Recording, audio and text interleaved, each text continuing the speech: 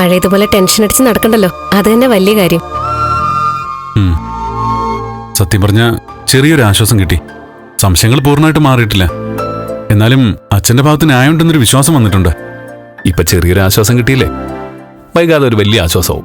ഞങ്ങൾ നേരത്തെ പറഞ്ഞില്ലേ സിദ്ധാർത്ഥൻ സാർ ഒരിക്കലും തെറ്റായ രീതിയിൽ പ്രവർത്തിക്കില്ല എന്ന്. അത് ശരിയാ. പക്ഷേ സാഹചര്യങ്ങൾ ഓരോ സംഭവങ്ങളും വെച്ച് നോക്കുമ്പോ തെറ്റിദ്ധാരണ വന്നുപോയി. പ്രഭകുഞ്ഞ് എന്ത് പറയുന്നു? അമ്മയ്ക്ക് സന്തോഷം തിരിച്ചു കിട്ടി. ഈ സംഭവത്തില് ഏറ്റവും തകർന്നു പോയത് അമ്മയാ. ഇത്രയും വിശ്വസ്തനായ ഭർത്താവ് മറ്റൊരു കുട്ടിയുടെ അച്ഛനാണെന്ന് അറിഞ്ഞാൽ ഏത് ഭാര്യ തകർന്നു പോകാത്തത്? അമ്മ ആശുപത്രിയിലായി പോകാത്ത ഭാഗ്യം. അതൊക്കെ ഇരിക്കട്ടെ, ദേവിക പറഞ്ഞതൊക്കെ ശരിയാണെന്ന് നന്ദൻ ഇപ്പൊ മനസ്സിലായോ? ഞാൻ അവൾ ഇപ്പോഴാ മനസ്സിലാക്കുന്നത്. അവൾക്ക് വേണമെങ്കിൽ ഞങ്ങളോടൊപ്പം നിന്ന് നല്ല പേരെടുക്കായിരുന്നു.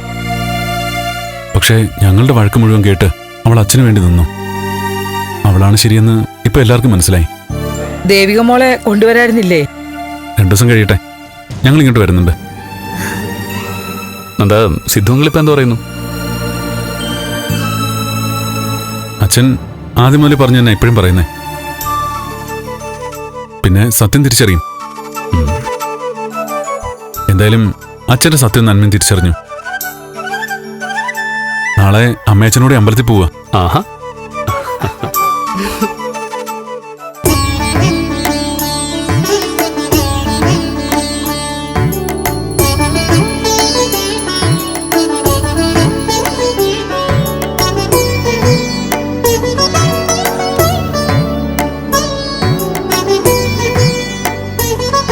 അച്ഛാ ഞാൻ വഴിപാടിനുള്ള ക്യാഷ് അടച്ചിട്ട് വരാം.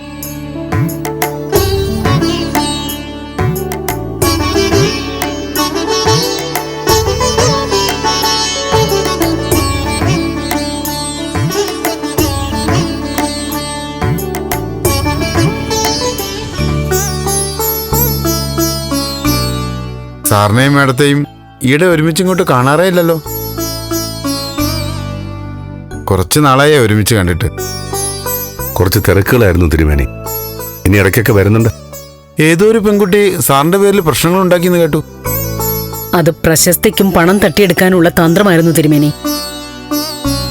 എന്റെ ഭർത്താവിനെ പറ്റി എനിക്ക് നന്നായിട്ട് അറിയില്ലേ. നല്ലതേ വരൂ, നന്നായി പ്രാർത്ഥിക്കുക.